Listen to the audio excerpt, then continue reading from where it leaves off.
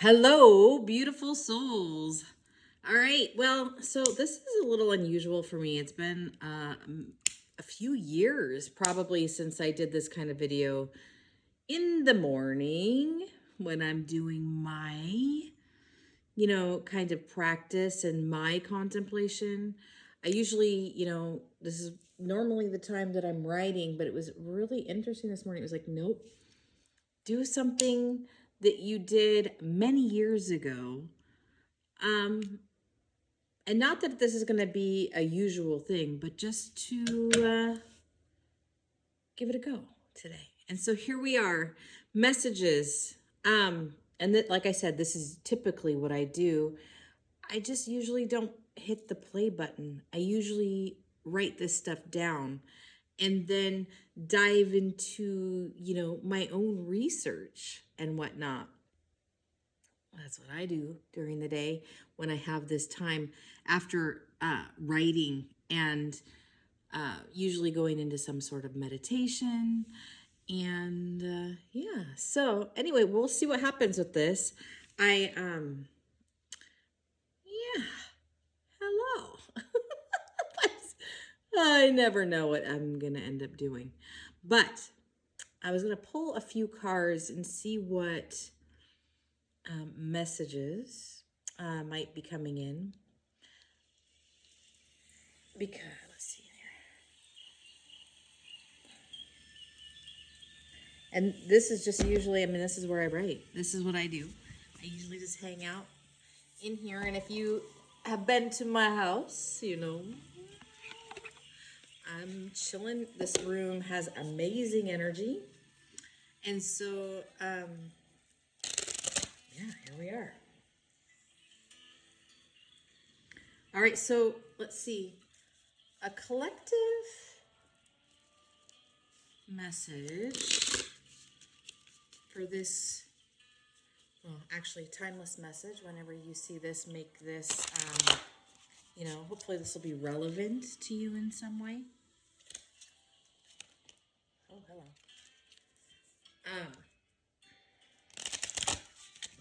All right, message for the collective, please.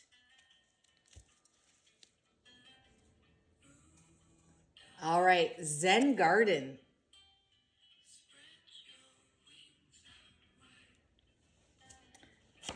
Interesting. Inner sanctuary. I'm coming into a period of time over the next 7 days.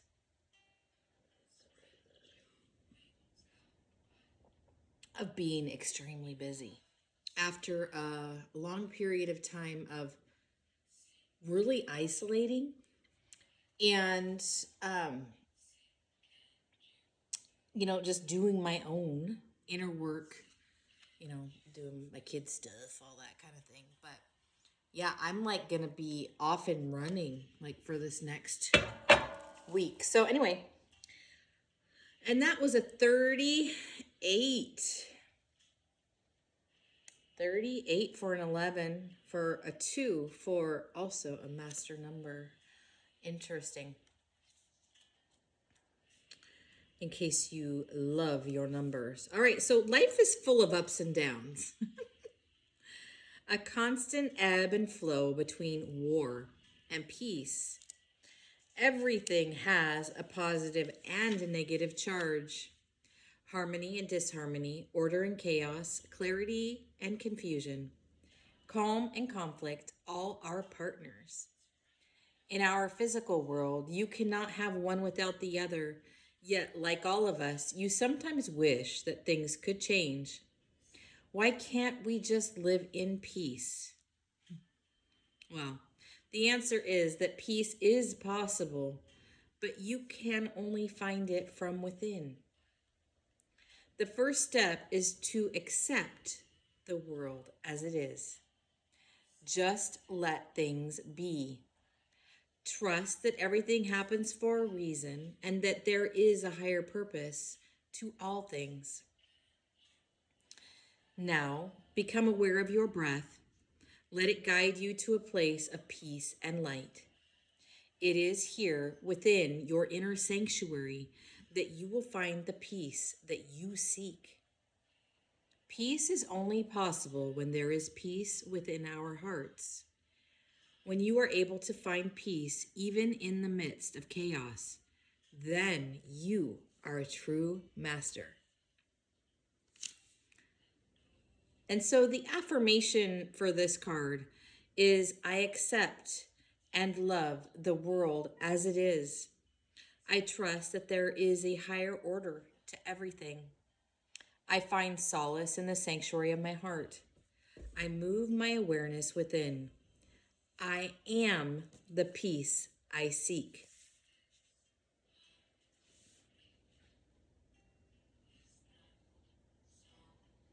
Wow. Yeah, I know that for me, it's funny. You know, after living many, many years, I would say in chaos, but it was more like in under extreme stress, external pressure that I gave my power away. And so, over this last 10 years for me has been cultivating the peace within me in my life. Noticing stress. And instead of just ignoring and just keep going, no, I'm talking about doing the things to, help move, regulate your nervous system, reset your nervous system. If you're noticing that something is really stressing you out and kind of going against that Zen sanctuary thing, the peace within you, it might be time to take a look at that. It might be time to make a change instead of continuing to just deal with it. And to, I don't know about you guys, but my cortisol levels were so high. Like my heart rate was ridiculous. Like I was like running and jumping through all of these hoops all day with very little that was like restorative. And yeah, some of that is just having young children, but a lot of it was external. And then I realized what was happening and I made a change.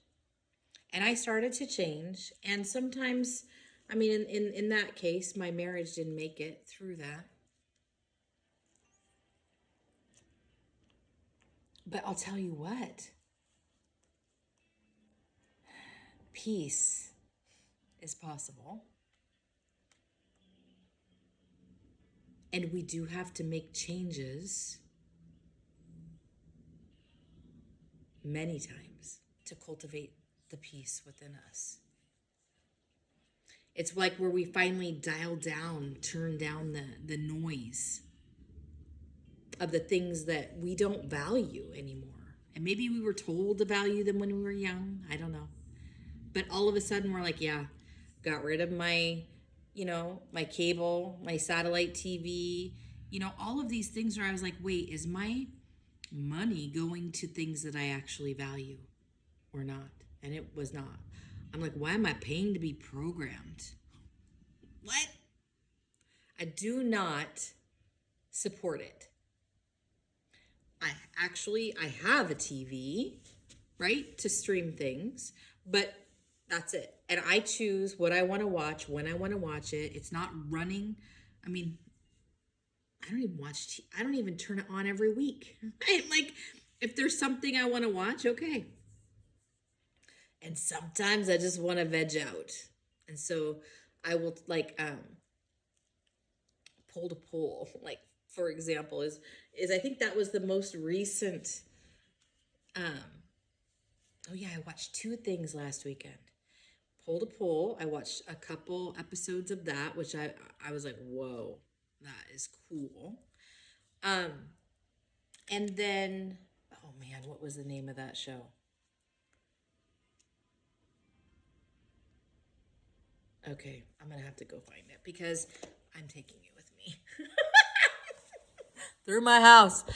Because my son, Alex, kept telling me, because, you know, Alex and I talk about all kinds of things. You know, about the world. Maybe you might call us conspiracy theorists. I don't care, right? Whatever it is. But he was like, we kept talking about things. He's like, Mom, have you seen this movie? And I'm like, no. And he's like, you have got to watch this movie. So he had the movie and he gave it to me to watch. And of course, it took me like 3 or 4, maybe more months to watch it. Here I am going through my house. I think I put it down here.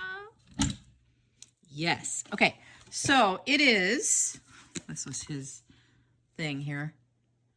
They Live. Have you seen that movie? They Live. Okay, and you can kind of see the little alien guy, right? They Live. This is one of those, I don't know, there's a whole bunch here. But I watched it, and oh my gosh. So it is from way back, I don't know, 80s? I'm actually way more back than that. But, you know, I don't know if it'll tell me on here what year it was. 88, Universal Studios. So anyway, if you haven't seen that, it would be very interesting to check it out. Because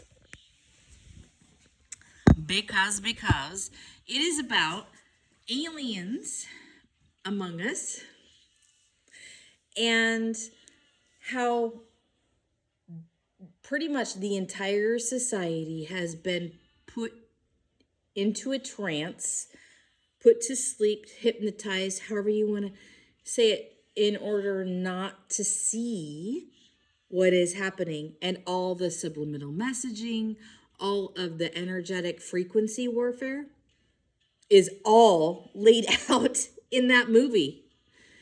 Anyway, from all the way back in the late 80s. So yeah, it's not, the special effects are not great or anything, but it's pretty cool. And I had never seen it before. So that was anyway, long story short, that's one of the last things. I think I watched Pole to Pole very last. But last weekend, I think I had a 4 or 5 day weekend without any kids. And so I was like, yeah, I had movie night, and that was the movie I watched. And I was like sitting there like, whoa. So if you haven't seen that, you might want to check that out. You know, a lot of these things that a lot of us intuitives have been getting in about what we think is going to be happening. And who knows, right? But a lot of us are kind of getting a very similar thing. And, you know, most people are asleep.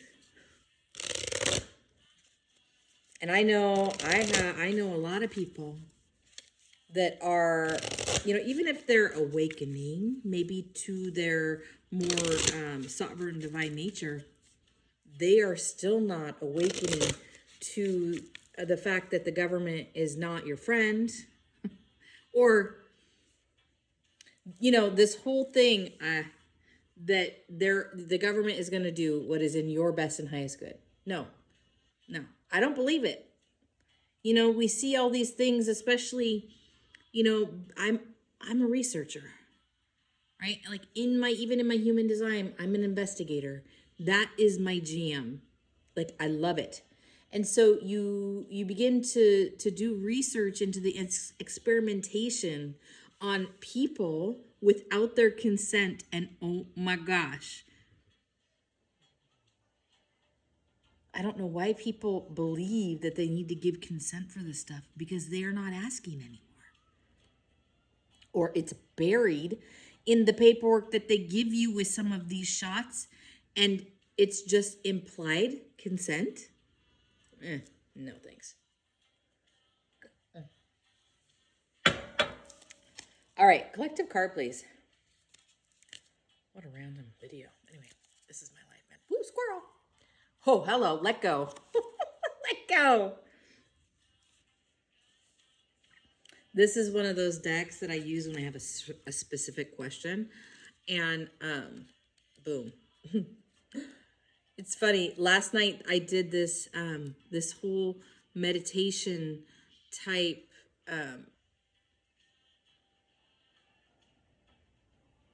breathing exercise of letting that was the theme. Let it go. Like to make more room. Anyway. All right, the time has come to let go of this situation, whatever situation you've been wondering about. Stop focusing on how or when it will be solved or even why it occurred.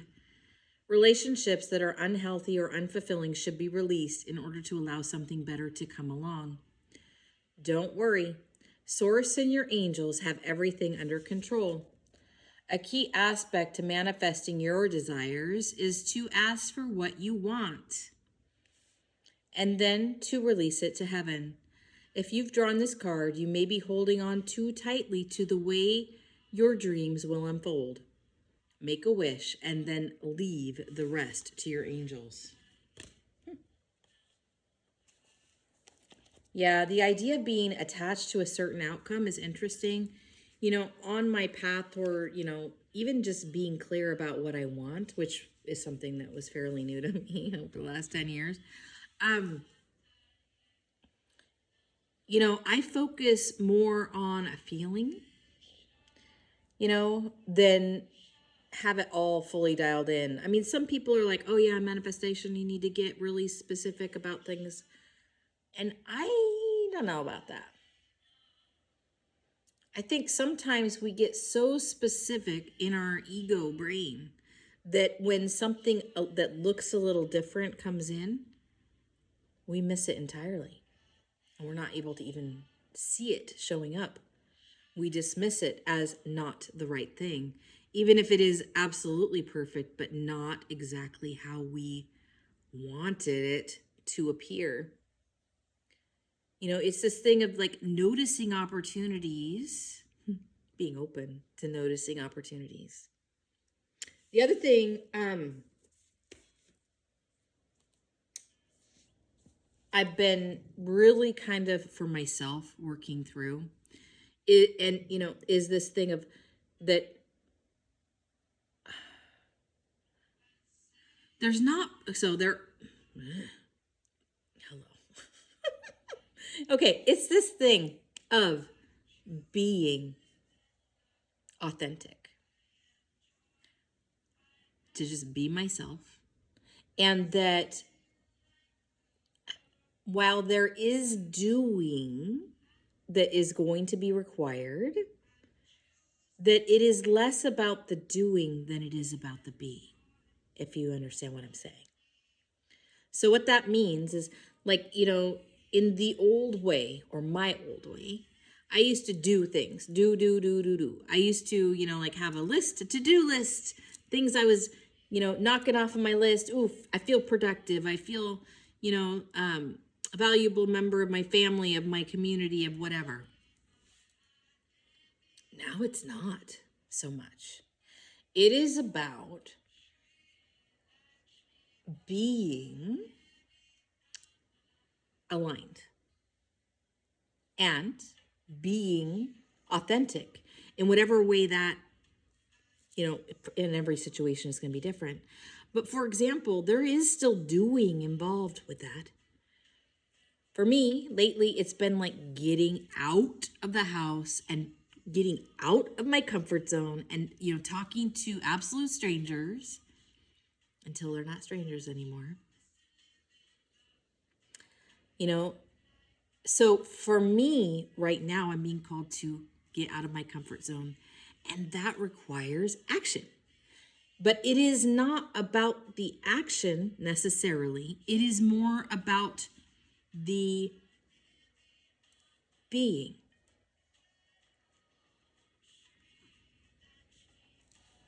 So it's interesting. And also, even just, my mission work and what I've been called to do, I keep getting, this whole thing, I'm a divine problem solver. I mean, that's been coming in for many, I don't know, 10 years almost.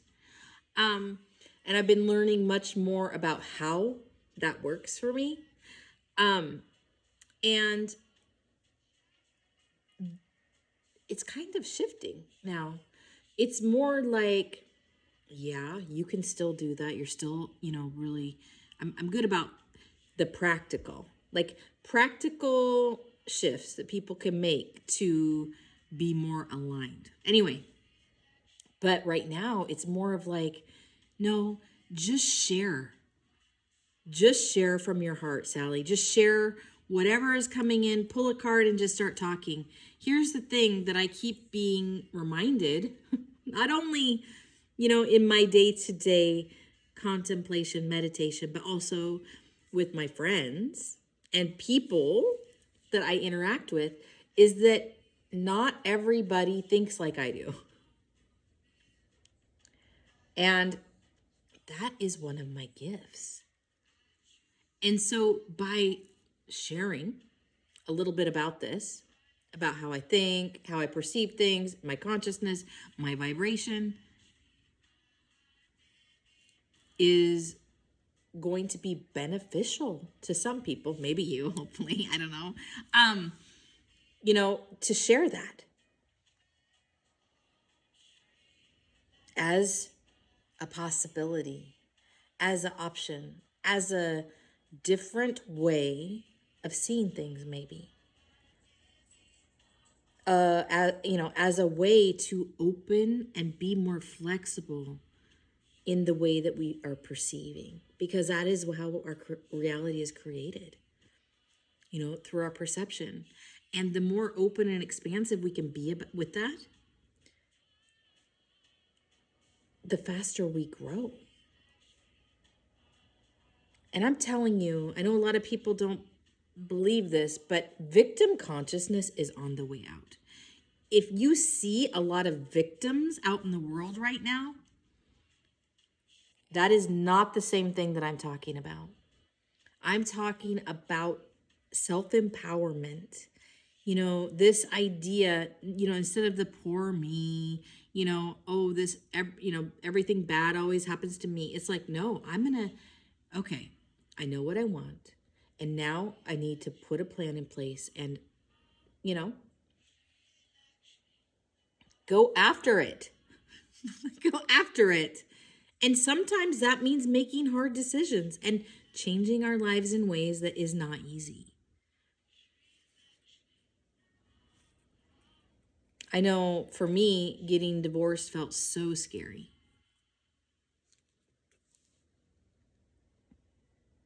But I knew I had to.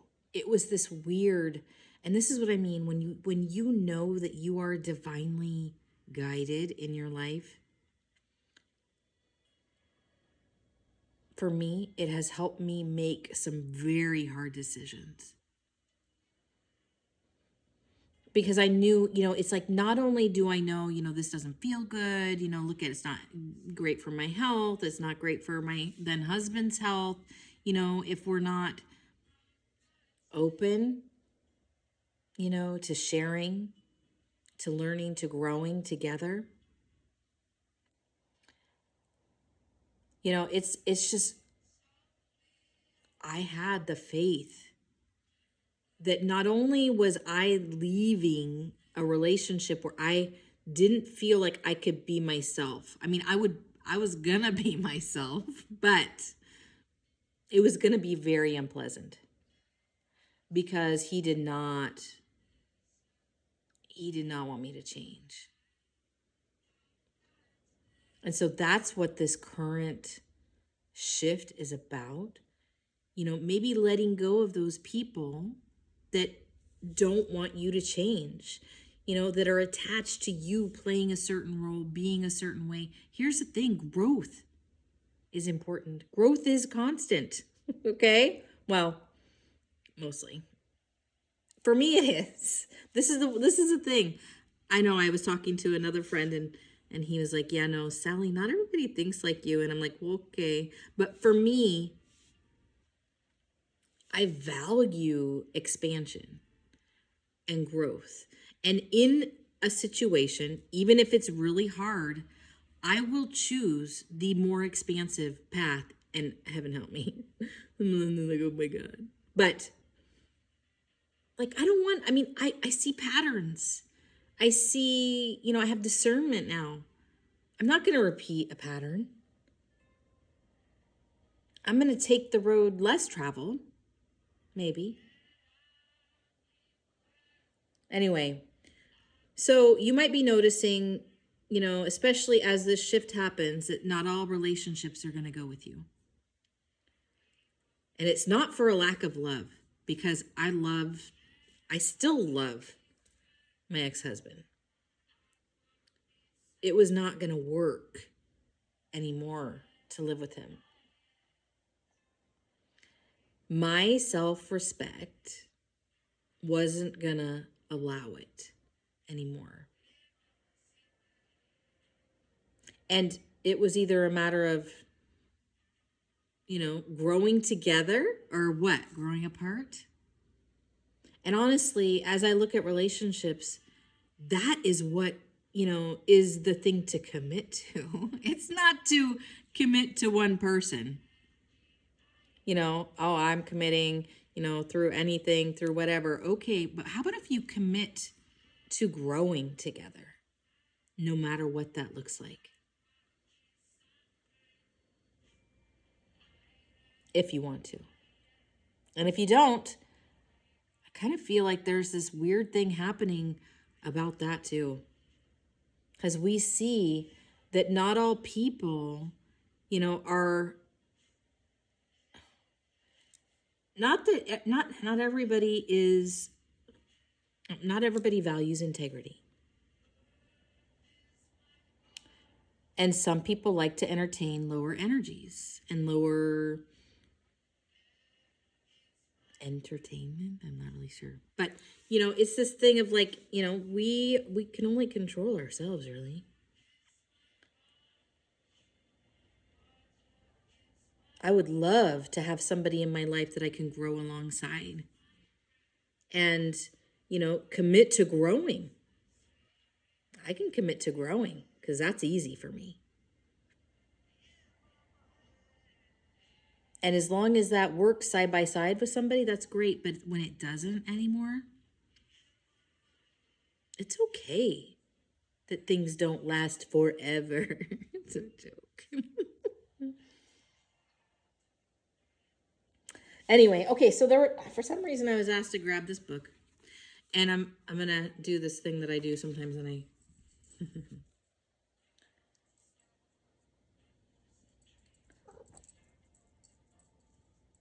Oh boy. Okay. So interesting. So there's two things I'm being prompted to talk about. And one of them is that the things we believe become true for us. If you believe in your own helplessness, then you are likely to put yourself in a position of no power or even victimhood. But this belief, like all beliefs, can be changed. You are not helpless. You do not need anyone else to save you, and you can do it yourself by taking responsibility for your own life. How do you do this? First, know that the present moment is where all of your power is. The point of power is now.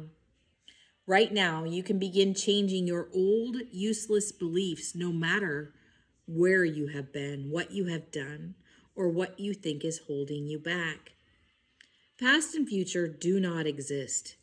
The only thing that is real is the present moment, right now.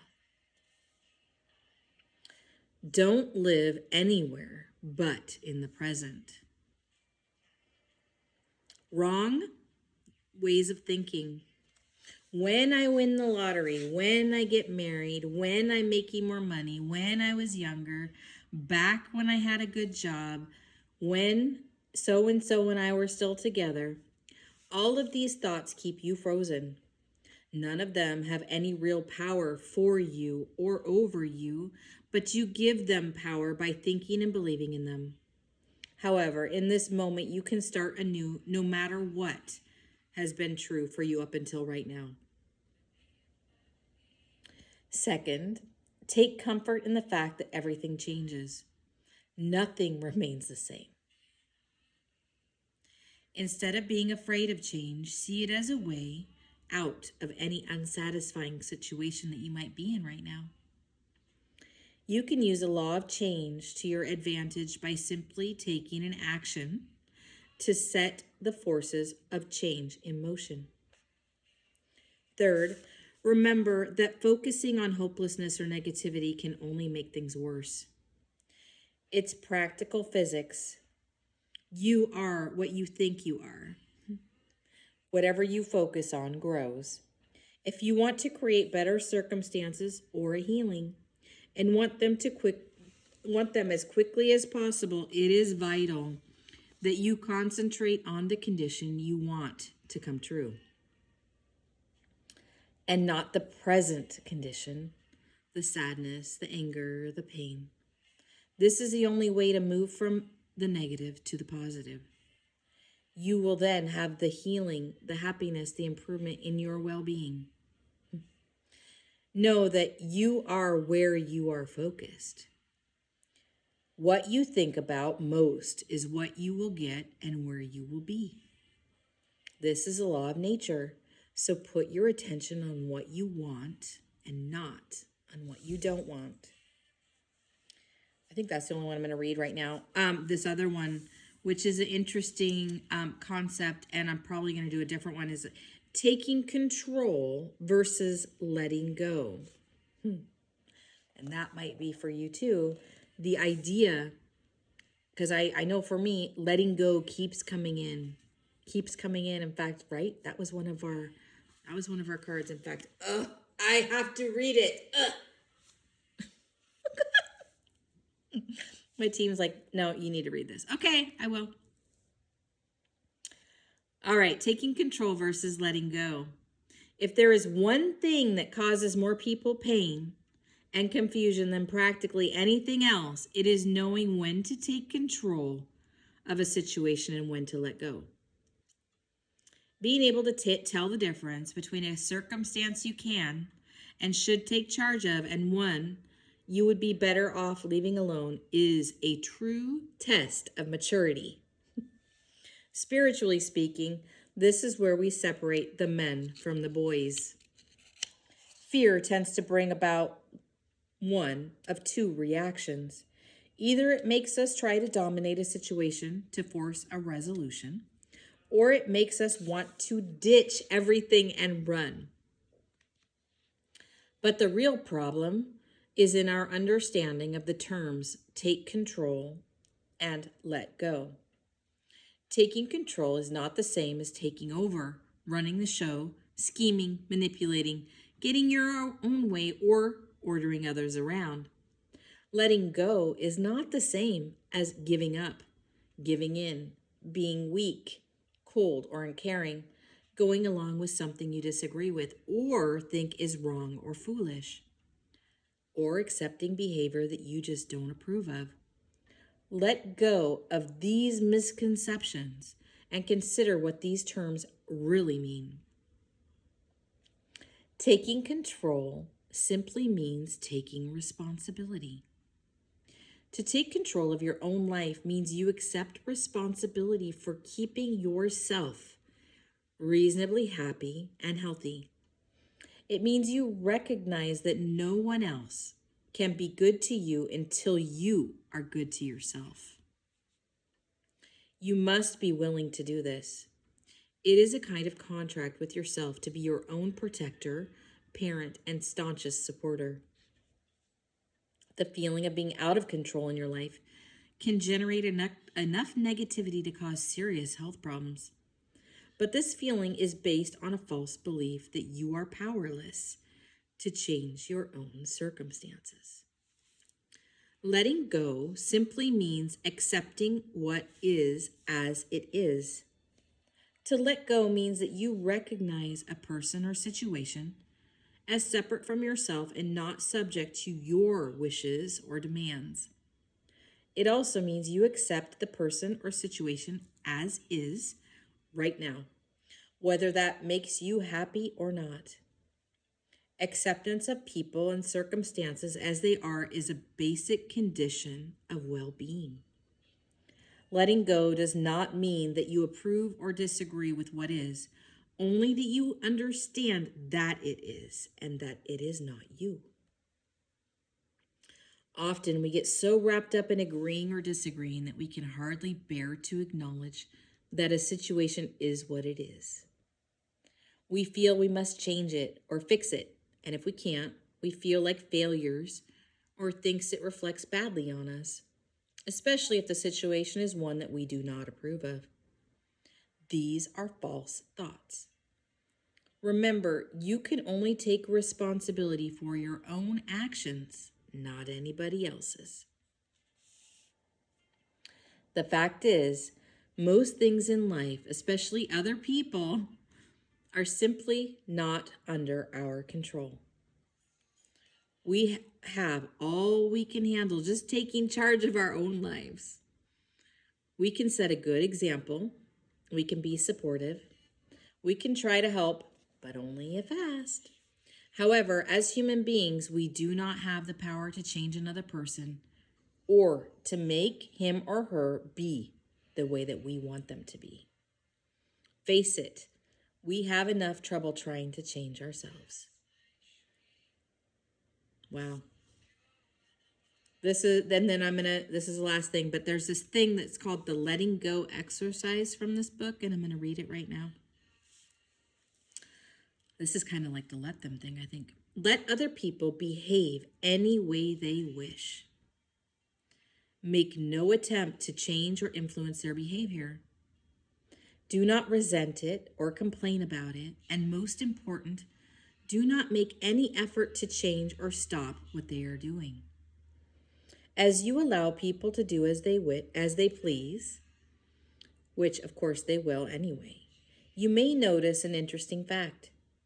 The cause of your disturbance is nothing more or less than your own demands on and expectations of their behavior. It is not their actions which are really bothering you. It is your own belief that others must do what you want them to do if you are to be happy.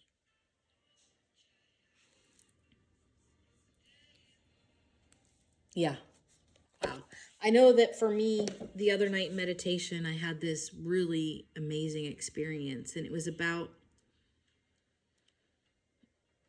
accepting what is right now with gratitude. You know, there is this thing where a lot of us, empaths especially, we get really, focused on the potential of things. We feel into energy, and we also feel into energy potential. And even with ourselves. Maybe, for me, like the other night, I'm like, well, I'm not where I thought I was going to be. And does that lead to disappointment?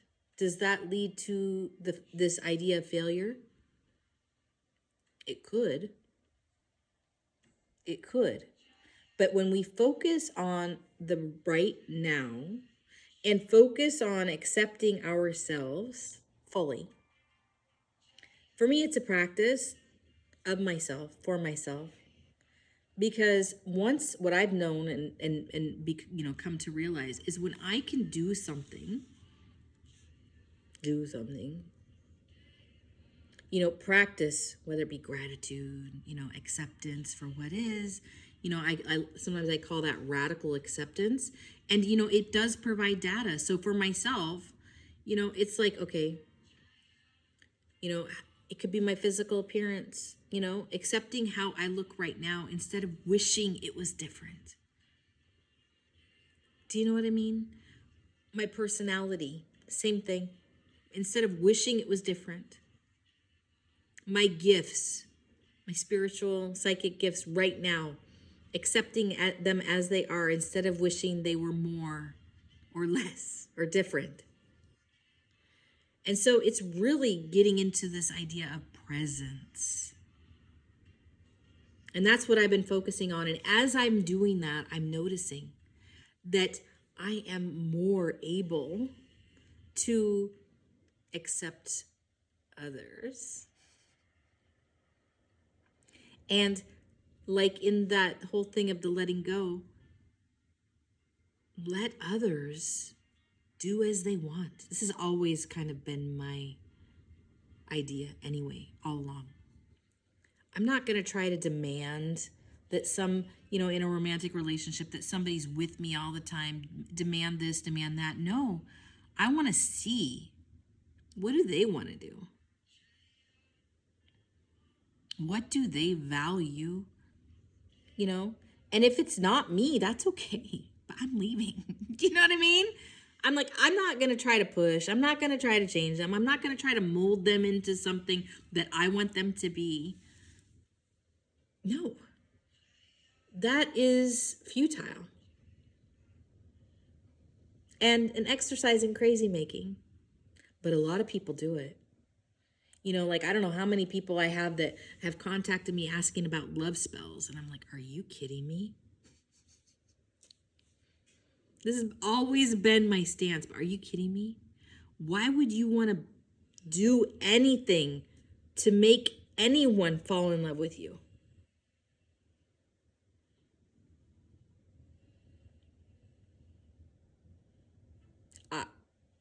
And I don't even, and this is the thing about consciousness, right? And once you perceive from a certain consciousness, it's hard to see from another one. So I'm like, why would you even want to do that?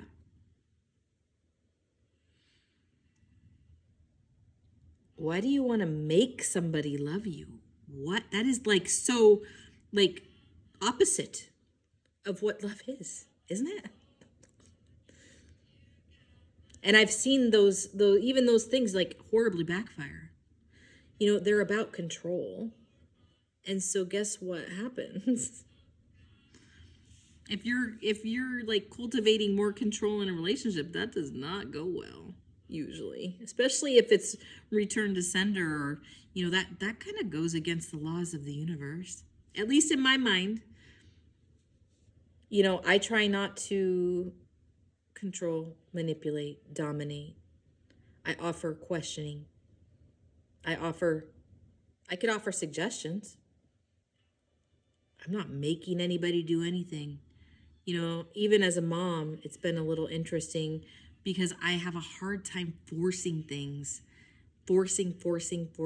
Although I do know at times that is my job as a mom, but I really don't like to feel like it. And that's just part of the way things are here on planet Earth right now. But anyway, it's just been a fascinating journey. And I tell you what, hopefully this has been beneficial to you in some way. I don't know. That's so wild that this whole thing. But yeah, pull a few cards, talk for a while. Anyway, look at letting go in your life and what do you believe it means, and maybe do a little, inner work surrounding that. And remember, you are really only in control of yourself, responsible for yourself, and that's okay. That's okay. We take our power back by focusing on the present moment. Anyway, I hope you guys have a great day. Love you.